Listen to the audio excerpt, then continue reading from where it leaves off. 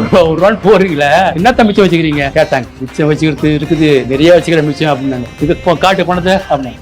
பேரு பேரு பேரு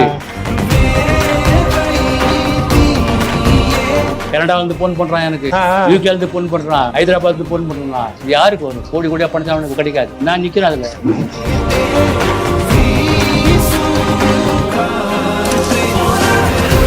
லாபம் கம்மியா கிடையாது, ஆனால் நஷ்டம் கிடையாது. உனக்கு 10 ரூபா கிடையாதுப்பா, எனக்கு 2 ரூபா கிடையாது, எனக்கு போதும். ஜனங்க வாங்கிட்டு போயிட்டு சாப்பிட்றாங்க பத்தியா, அந்த மகிழ்ச்சி இருக்கிற சுகமே எனக்கு போதும்.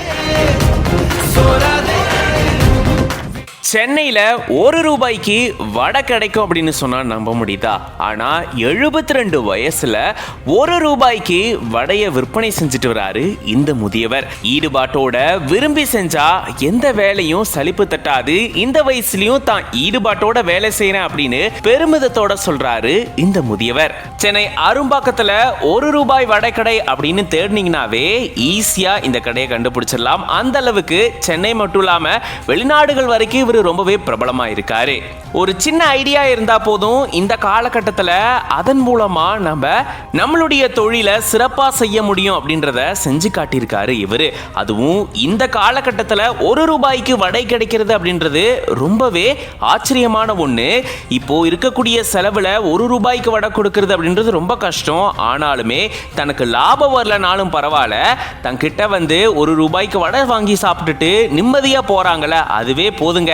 எனக்கு கடை வாடகை, எனக்கு போட்ட காசு திருப்பி வந்தா போதும், அதை தவிர எனக்கு பெருசா லாபம்லாம் தேவையில்லைங்க, என்ன நான் பாத்துக்கிறேன் இதன் மூலமா அப்படின்னு ரொம்பவே சாதாரணமா சொல்றாரு முதியவர். இந்த வயசுல இப்படி ஒரு தன்னம்பிக்கையா அப்படின்ற அளவுக்கு நம்மள மெய்சிலிர்க்க வைக்குது இவருடைய இந்த நம்பிக்கை. இந்த கால இளைஞர்களுக்கு இவர் ஒரு முன்னோடியா இருக்காருன்னு கூட சொல்லலாம். ஸோ நம்ம செய்ய வேண்டியதை முடிஞ்ச அளவுக்கு முயற்சி செஞ்சா அதுக்கான ரீச் அப்படின்றது கண்டிப்பா இருக்கும் அப்படின்றத இவர் செஞ்சு காட்டியிருக்காரு. 1 ரூபாய்க்கு வடை கொடுக்கிறது தனக்கு ஆத்ம சந்தோஷத்தை தரதாகவும் இவர் சொல்லியிருக்காரு.